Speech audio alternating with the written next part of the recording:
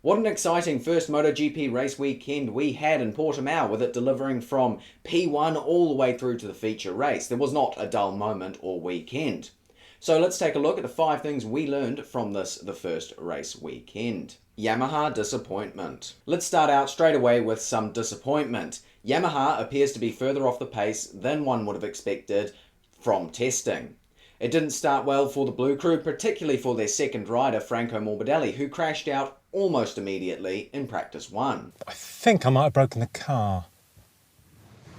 One day we've had that, Jimmy. That crash was about the most interesting thing that happened to Franco Morbidelli all weekend, as he qualified in 17th and finished the race, both the feature and the sprint, down in 14th. But that is par for the course for Franco Morbidelli, so where he normally fails, Fabio Quartararo succeeds, and since he fails everywhere, that historically has been a good thing. But this time, even Fabio Quartararo was struggling. The 2021 world champion started from a lowly 11th place and, for one reason or another, ended up falling back down through the grid, having to make up places as the races went on. Something went very wrong with Yamaha this weekend, and something's got to change if they want to end up getting Fabio Quartararo in particular back up into those places that he should be. Home hopes dashed. Another tale of woe for this weekend was Miguel Oliveira, who, despite having a huge high side in one of the practice sessions, managed to clamber his way through Q1 into Q2 and line up 4th on the grid.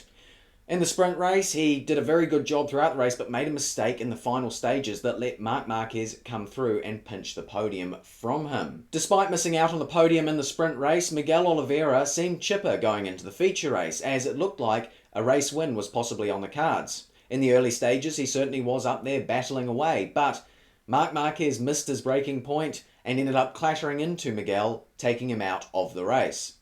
Still, some positives can be taken from Miguel's weekend. It seems like that Aprilia, despite being a year old, is still a very competitive bike, and I have no doubt we will see Miguel at least on the podium this year, if not taking a race win at some point. Honda heroics. As many of you probably know, I predicted that this weekend there wouldn't be a Honda in the top 10. My logic for this being that Taka would be slow, Rins and Mir would still be getting used to the Honda, and Marc Marquez would probably override the bike and crash.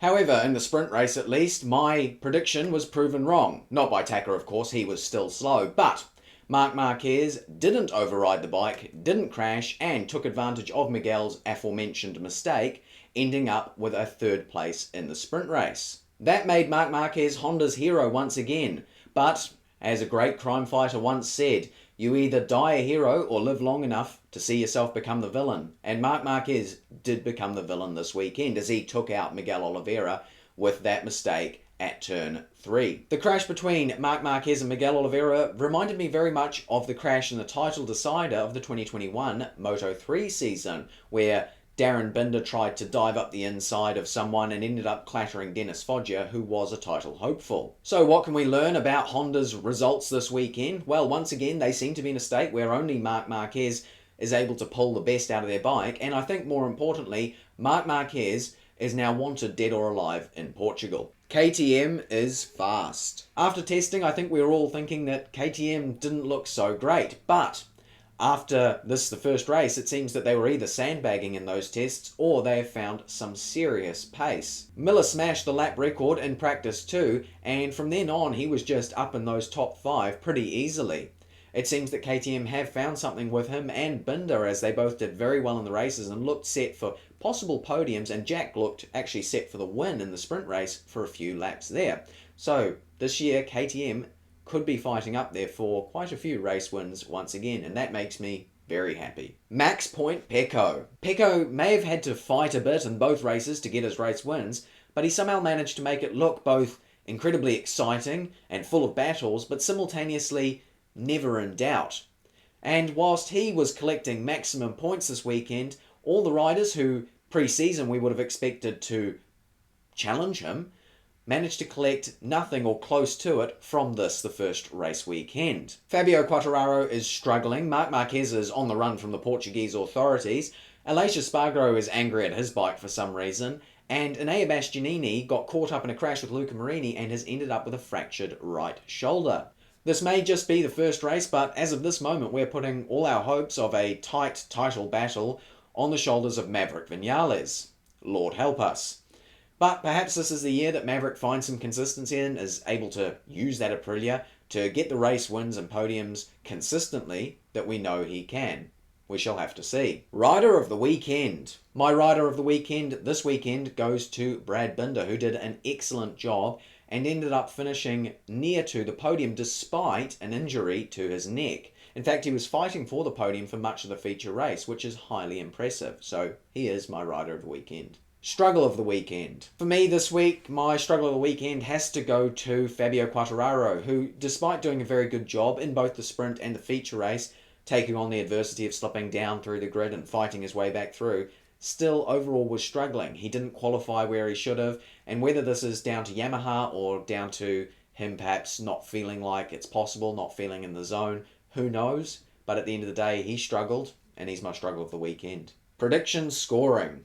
Alright, moving on to my preview predictions that I made at the start of the weekend.